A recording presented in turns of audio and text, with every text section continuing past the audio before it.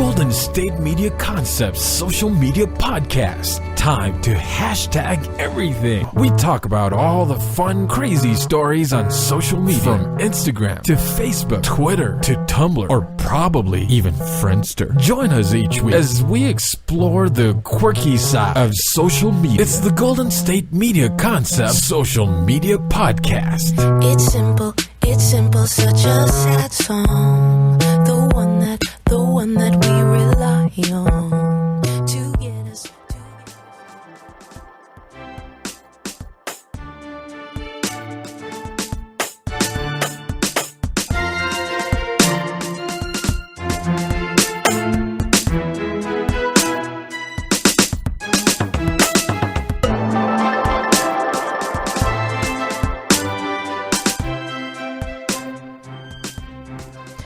Hello and welcome to the GSMC Social Media News Podcast, brought to you by the GSMC Podcast Network. I am your host Heidi, and today we are talking about some interesting social media news stories. They range from enterprising teenagers to, this story about a family being concerned about some social media identity theft, which is obviously a reason for concern, but it is even more sad, I guess, and disheartening, because this is about not just a family like the parents, but this is about people taking advantage of their daughter on social media, and really the story that relates to her. So this is about some parents who have issued a warning about the social media thieves, because the thieves are trying to cash in on their young daughter's identity and their young daughter's inspiring story. The Tisdale family was hacked and harassed on Instagram after a heartwarming video of their daughter with cerebral palsy went viral. Their daughter Maya, her story, and her first exciting independent steps aired on World News Tonight in December 2018, and it has inspired millions who had heartfelt and really uplifting responses to this video and to Maya's story. Maya is now 5 years old. To many, she is known as Mighty Miss Maya, and she has stolen many people's hearts with her, big milestones of being able to walk independently for the first time, and she's always happy and joyful. But her likeness has been stolen by Instagram users who have created fake accounts. So people who have created accounts claiming to be her. Not like a fan account. There are plenty of fan accounts for famous people out there, but these are people claiming to be Maya. Maya's family said there are users who are creating fictitious pages, and they post the images and videos of their daughter, which I'm sure must hurt because that family posted those images and videos. And apparently they are trying to scam people by saying that Maya is their daughter and that she's ill and needs money for treatment, which is an awful, awful thing to do, is to take images of someone who actually is ill and then to claim that person to be your daughter or to claim to be Maya or whatever, and then to demand money for treatment. That is completely taking advantage of not just innocent people, like just viewers of Instagram, but also of this family. That statement about them trying to take money, that comes from Ann Tisdale, who is Maya's mother. And she said that one scammer threatened the family in a direct message or a DM on Instagram. And that person said they would continue to create new accounts using Maya's likeness unless the family paid $30,000.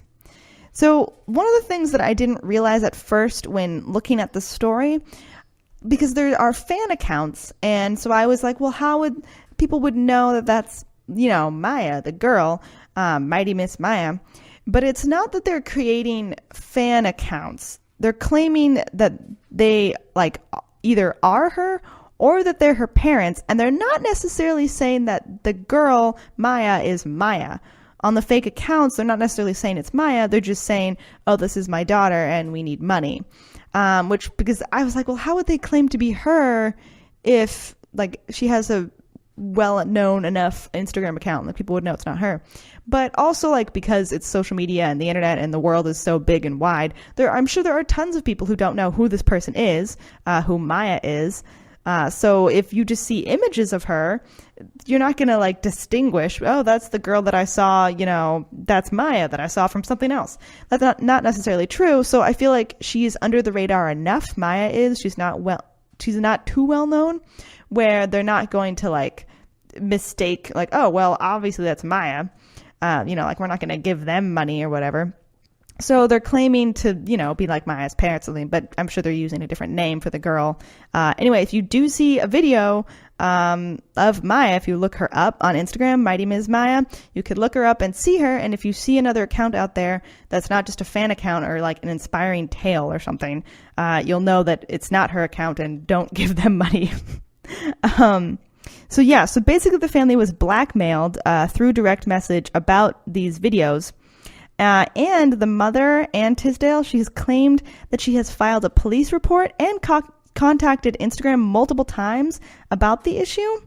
About this, Instagram said that they investigated it, and they do and have disabled a number of accounts related to this complaint.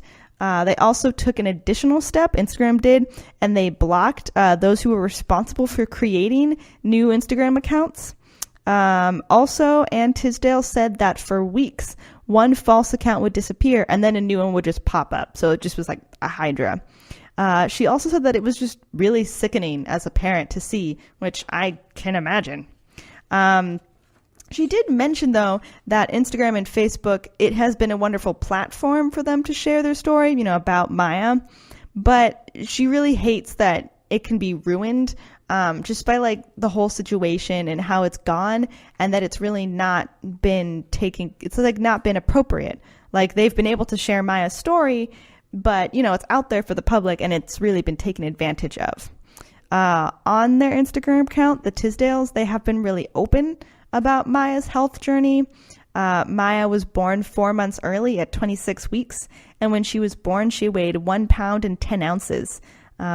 Before Maya turned 2, she was diagnosed with spastic diplegia cerebral palsy, and she has to use the assistance of a walker since she was 1.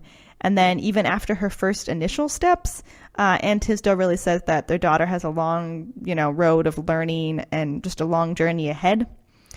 Because Maya still has cerebral palsy, and she still has damage to her brain, and she still has tightness in her legs, and she has to continue to go into physical therapy, 5 days a week, and just many things to get her stronger and to get her to practice her skill of walking. So she still suffers from cerebral palsy. It's not like it's gone. Even though she's able to take a few steps, it's a journey that she has to continue on.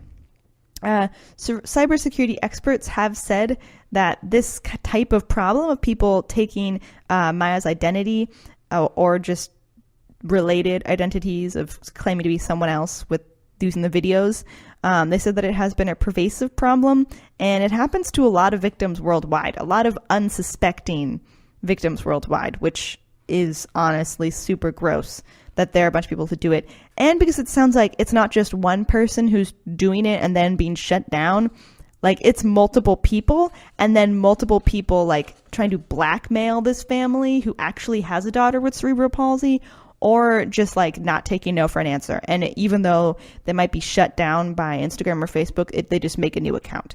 Like that's just so disgusting. Like to have the type of tenacity for something that's so terrible. Like I should put that energy somewhere else. Like I guess part of like when this happens all the time, the hackers apparently like they have thousands of accounts. So like it can happen like every day and nonstop because of the multiple accounts that hackers can have. So like if a hacker has one fake account shut down, they can already just have another one either already going or just, ready to go live online immediately after the other one's shut down. Also, Instagram has encouraged users to flag fake accounts, and they say the company says that the best way to ensure personal content is secure is to make the account private. So obviously, like Maya's family, like her journey and all of her challenges can be very inspiring. So they want to inspire other people using social media platforms, which I totally understand. I mean, those people have inspiring stories like that all the time. But it can, if you put yourself out there publicly, obviously you're going to be a potential target for hacking or just some other terrible, nefarious deed. So it is important to be careful. And I mean, yeah, I guess if you want to be the most secure, you can put your Instagram account on private. That changes things. Then, not anyone can just find you. So that does make a difference. But it is the most secure thing that you could do. And if you do see fake accounts, flag them. Or also, it bothers me if people post like let's say it's like a workout Instagram account and they'll post pictures of someone else's like weight loss journey or something, or someone else's like workout routine, and then they don't give credit to that person. I think that's not as bad as like claiming to be that person. But it's also like, you should definitely give credit to people. Like, people work hard, like, to create, I mean, if you're posting an inspiring story, like, that person deserves the credit, obviously. And, people do put a lot of effort into their Instagram posts, and like, just to steal that from someone is really wrong. So I don't know, thing to think about. Don't be that person. Or maybe you do it unknowingly. Like, make sure you're putting credit and like linking to that person's account when you do post about it, if you find it inspiring or whatnot. Before we go on to our next story, we're going to take a quick break, and then we'll be right back. Always on the go, but the day just won't be one without your Hollywood fix. Let Golden State Media Concepts Entertainment Podcast take care of that. An all-inclusive look of pop culture.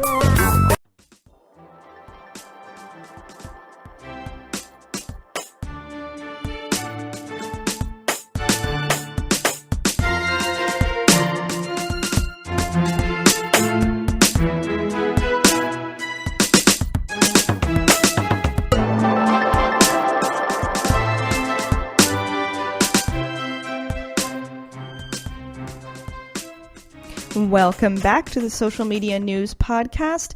We are continuing to talk about some social media news stories. And I have this next one, which is, I guess, inspiring, but not necessarily some of the ways I have talked about earlier, because this is inspiring in an entrepreneurial way. This is about the This Is Us star who has sold Girl Scout cookies during the SAG Award. It is 11-year-old Mackenzie Hacksack? Yeah, I'm going to say that. And she plays young Kate on the hit show This Is Us. And she used the SAG Awards as an opportunity to boost her Girl Scout cookie sales. And this is great because I was a former Girl Scout. I don't know if I sound like a goody two-shoes, but I was a Girl Scout for a brief time. And I remember Girl Scout cookie sales. I remember them being very difficult, especially as a very shy little kid. I did not want to go up to people's doors. I did not want to offer cookies. I did not know math. So when people asked me how much it cost for 2 boxes, I did not know. I only knew the price of 1 box. And I was not going to do math right there on their doorstep. But I do remember the cookie sales, and I do love Girl Scout cookies, and everyone loves Girl Scout cookies. So what a wonderful time to, what a wonderful opportunity to sell them to all your fellow actors who might not have easy access to Girl Scout cookies, which also makes me wonder if it is Girl Scout cookie season, in which case I definitely need to start getting some of those and try and find some Girl Scouts somewhere in my neighborhood, but not try and find them in a creepy way, but in a reasonable way where I ask them for cookies, which also sounds weird. But anyway, we'll see how that goes. So Mackenzie, she tweeted about her sales. She said, "Look for me. I'll be the one in a blue dress with Girl Scout Thin Mint cookies in my purse." So she tweeted this before the show, obviously to try and get people lined up to get cookies from her. She also sent a friendly reminder on Twitter later that she had the cookies with her at the awards show, and she posted a picture with her co-star Parker Bates posing with a box of Samoas. I have heard that Samoas are no longer called that. They are called Caramel Delights or something similar, which maybe I should question the PC nature of this article. But anyway... So she was very entrepreneurial. She sent the message before the awards telling people to look for her, and during the awards as a reminder, which is great. I also wonder how big her purse is, because those boxes of cookies are not tiny. So I don't know if she just had someone else, like a lackey Girl Scout, just to hold them for her, or if she had to have a giant purse. I'm not sure. But Mackenzie did get some love from the Girl Scouts on Twitter. And but the Girl Scouts, they tweeted in response to her post, they said, "Now the SAG Awards will be even sweeter." They added, "Don't forget to remind everyone that those boxes are packed full with empowerment." Oh, Girl Scouts. Classic. Which I guess it is true. I mean, while I'm working with the Girl Scouts and selling cookies did really force me to get out there and actually talk to people and practice like talking on the phone to people. And I was forced to do math, which was terrible, but had to be done. And I mean, I also got to eat delicious cookies.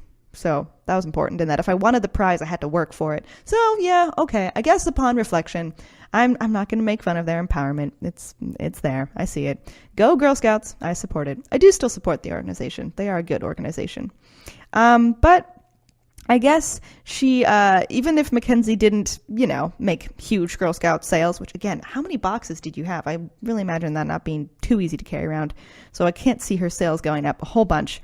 But she didn't walk out empty-handed from the SAG Awards because the This Is Us cast took home the award for Outstanding Performance by an Ensemble in a Drama Series. So congrats for her and for the entire cast. And hopefully it can be a great cookie selling year for her. And I think that's cool that she's a Girl Scout. They do a lot of fun things. I have many, I don't know. I guess I make fun of their empowerment thing, but that's just because I'm cynical. I did have some really good memories going to Girl Scout camp, so I do support that. It was fun while I was a part of it. So good job, Mackenzie. And I hope that she has some good cookie sales. Going on to our next story. This is one that you've probably heard about, and if you are an Apple user with an iPhone, you have definitely heard about this. So many people on social media have been pointing out that there is a problem on their iPhone FaceTime security. Like, I don't know how to... People have definitely pointed out how much of a problem this is, because I have heard about it on like social media and Twitter, but because I am never trusting and I don't trust Apple, I have not experienced this problem because I have not updated my OS. So if you have not updated your OS, Apple has shut it down now, but if you do not have this issue, it's because you didn't update your OS, and it's only happening on the latest version of the OS. But anyway, to continue. So many people pointed out the iPhone FaceTime security flaw, but even after this flaw was initially pointed out, I would like to add that Apple was really slow to respond to the issue, which was bad, and they're definitely getting some heat for that. So the flaw was in the FaceTime feature, and it allowed callers to eavesdrop on call recipients, and it was publicized close to 3 months after the flaw may have been introduced. So for like roughly 3 months, it's possible this flaw was going on and Apple did not officially come out and publicize it. It made it possible for people to listen through their iPhone microphone while the call was ringing. So while someone is calling another person on FaceTime, they could hear the person on the other line before they actually picked up. And then if the caller hit the power or volume button, while the call was ringing, they could see video from the camera on the recipient's phone, which is insane. This reminds me of like all the CIA memes of like different government agencies looking through your computer like security camera and you being able to like communicate with them. But anyway, so if you were calling someone and then before the other person picked up while the FaceTime call was still ringing, if you hit the power or volume button, you could see the other person like through their phone camera. You could see video, which is very, very frightening. I mean, it's a scary like bug. I wouldn't say it's like the most useful hack if you're just looking to spy on someone, because they could not be on their phone. It could be like in a different room. But it is still something that could turn into abusive use, I don't know. It's a bad bug. Also, at least when I'm recording this, at least one person has filed a lawsuit against Apple claiming they were victimized by this security bug. Also, Apple was allegedly notified about the issue before it was widely known. A woman named Michelle Thompson became aware of the bug when her 14-year-old son accidentally stumbled on it, and he was trying to arrange a match in Fortnite with friends. So the reason that this is part of the new OS is because the update on FaceTime is that you can do group chats. And that's again, if you haven't updated, you wouldn't be able to do the group chats, but you also wouldn't get the bug. So the bug happened after you updated, and we're using FaceTime. Like how this guy was using it, this woman's son was using it for group chatting because he was trying to get a group together to play Fortnite. So it was like the group video chat. So what happened is Michelle Thompson's son demonstrated the eavesdropping technique to his mom on January 19th. His mom, Michelle, proceeded to reach out to Apple, but didn't get a response. She reportedly sent several emails to the Apple support, and at one point was directed to the company's bug bounty program, which then she had to register as a developer, and then reported the bug through that portal as well. But she said she was still met with silence. So she obviously tried to do this. Also, Michelle Thompson, she is an attorney who specializes in medical malpractice defense, and she tried sending a letter on her firm's letterhead to the Apple General Counsel, and she did that on January 22nd, so only a few days. So she had been trying for just a few days to figure this out. She was trying multiple attempts. I mean, the thing that we would all probably do is contact Apple online, and that didn't work. So then she sent a letter on her firm's letterhead to try and get their attention. And then she even tweeted about it. She didn't provide the sensitive details because she didn't want people to be able to abuse it, but she even tweeted about it, and then she tagged Apple. She also tagged Fox News, hoping they would get the story out. Gosh, she tried really hard. And that's also sad that a 14-year-old figured it out and Apple did not figure it out before this became a huge issue. If they had really noticed this, or at least picked up to Michelle's tips, they could have avoided a much bigger, social media and public outcry. Before we continue on this story, we're going to take a quick break. So hang tight and we'll be right back. Tired of searching the vast jungle of podcasts? Now listen close and hear this out. There's a podcast network that covers just about everything that you've been searching. Hey! The Golden State Media Concepts Podcast Network is here. Nothing less than a podcast bliss with endless hours of podcast coverage. From news, sports, music, fashion, cooking, entertainment, fantasy, football, and so much more. So stop lurking around and go straight out to the Golden State Media Concepts Podcast Network. Guaranteed to fill that podcast itch. Whatever it may be. Visit us at www.gsmcpodcast.com. Follow us on Facebook and Twitter, and download us on iTunes, SoundCloud, and Google Play.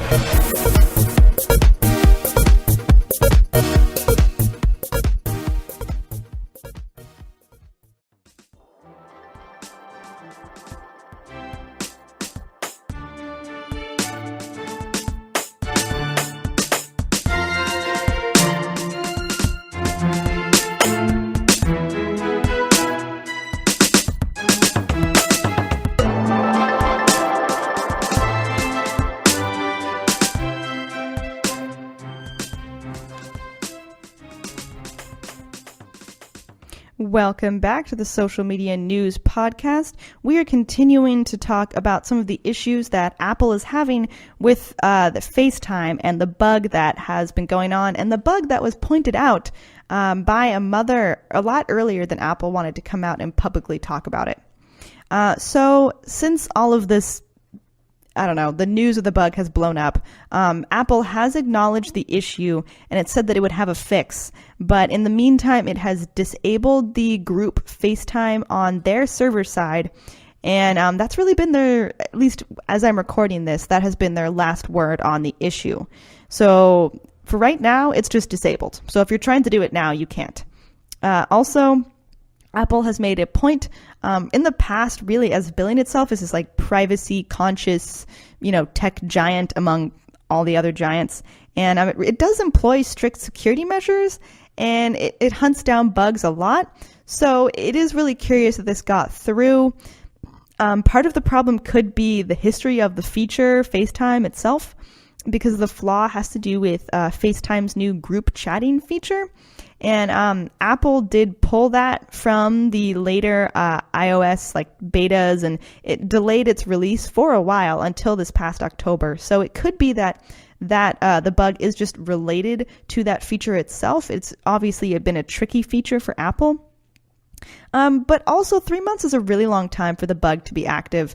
And like users, like they didn't have that much time to notice the behavior. I didn't. But I mean, obviously some people did. It could also be that the bug itself, it could just be outside the reach of a lot of conventional bug testing. A lot of the bug testing is done by computers and other things like that, not necessarily by a bunch of humans. So it could just be that, it was just a bug that was a little tricky to find, and just went under the radar from Apple. I mean, obviously it did. They did not notice for 3 months, which is not good. And really, a lot of Apple users are wondering how the issue will be resolved and how Apple can recover consumer trust. I feel like they're in a tough situation right now. iPhone sales are down. I mean, probably because we all already have a smartphone, but iPhone sales are down. And with this type of bug going on, and again, as I've said, as I'm recording this, no further word from them about it and what they're going to do, I think restoring consumer trust in their brand, in their security, and if their products are really worth it, I think that will be a big issue. There are so many people out there who are like just big nuts about Apple products and always need to get the newest Mac and then, the newest computer, the newest iPhone. And I really see that as a trend that's going down. I feel like it's kind of a dwindling technology trend. So that will be really interesting to see just if Apple's able to recover. I mean, I think people will continue to buy their products, but it is curious to see that trust is definitely going down, and really strict favoritism of the brand, I think, is also changing because other brands are coming out, they're sort of catching up, I would say. In technology, I feel like other brands have equal technology, but also in marketing and just social conscious appeal. I think a lot of people favor Apple because of the way that it looks, the way that, it's sleek, the way that it feels. And other companies are really catching on to that and trying their best to keep up. So I don't know, Apple. This is going to be a tough one. This is a pretty creepy bug. I hope they can, I don't know. I shouldn't feel sympathy for a company this big, but we'll see how they, see if they can pull it off. Going on to our next story. This one is also about the SAG Awards, which I realized I forgot to mention. SAG, S-A-G Awards stands for the Screen Actors Guild Awards. And so this was an award show that happened recently, hence the stories about it. And at these awards, Emily Blunt gave a speech which really brought her husband, John Krasinski, to tears, and it was very adorable. And like the couple is very popular, Emily Blunt and John Krasinski. Before the awards ceremony, they took a selfie together, and John Krasinski, he said on his comment of this photo, he said, "Honored to be on the arm of this double nominee tonight." So they have a really adorable relationship, and a lot of people really, I don't know if look up is the right word, but admire their relationship, especially being, I feel like Hollywood being a pit full of pit holes and potentially very bad, unhealthy relationships. But their relationship is definitely adorable. Emily Blunt was nominated for Outstanding Performance by a Female Actor in a Leading Role for her work in Mary Poppins, and Outstanding Performance for a Female Actor in a Supporting Role for the film she made together with John Krasinski, A Quiet Place. So I have not seen A Quiet Place because I am scared out of my mind to see it, but it does look very good. So she won an award for Quiet Place, so best performance or outstanding performance for a female actor in a supporting role. She won, and she gave a gushing speech, and it was adorable, and it brought her husband to tears, but I'm sure many other people watching were extremely touched by it. When they announced the winner of the award, she was obviously shocked. She hugged her husband, and he was already clearly emotional before she even gave his speech. But it was really beautiful. This is what she said. She said, "Oh my goodness, guys, that truly has completely blown my slicked hair back. Thank you so much. I am so moved and completely lost for words and unprepared. I'm going to share this completely with my husband, John Krasinski, who, because the entire experience of doing this with you has completely pierced my heart directly. You are a stunning filmmaker. I am so lucky to be with you and to have done this film with you. Thank you for giving me the part. You would have been in major trouble if you hadn't, so you really didn't have an option, but thank you. And thank you to the two little poems in our life, our daughters, Hazel and Violet, who will have to be at least 45 before they can see this film, but they'll be proud of you nonetheless. Yeah, this film looks terrifying. But the camera, as during her speech, it panned over to John, and the camera really caught him teary-eyed. So it's so cute. And they're already a cute couple, and he's obviously extremely supportive of her. But it just makes it better that she won for a movie that they created together. I'm sure that was difficult, because directing and making a movie can be difficult, but also heartwarming experience for them. So that's really encouraging to see them doing well. That brings us to the end of the show. Thank you all so much for listening. I hope you can tune in to the next social media news podcast.